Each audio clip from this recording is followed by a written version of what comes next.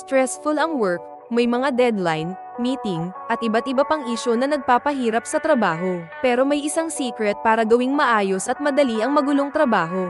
Emotional intelligence. Ang emotional intelligence, o EQ, is the ability to understand and control your own emotions and others around you. Kapag mataas ang EQ, mas maganda ang pakikitungo sa mga tao, mas madali mag-resolve ng mga issue at gawing positive ang environment. Hindi lang ito tungkol sa pagiging mabait, it's also about maintaining good relationships. Managers with high EQ provides better feedback na makakatulong palakasin ang kanilang team. They also lead with empathy at alam nila kung kailan makikinig at kung kailan kikilos. Employees with high EQ ay mas cooperative, adaptable, at resilient.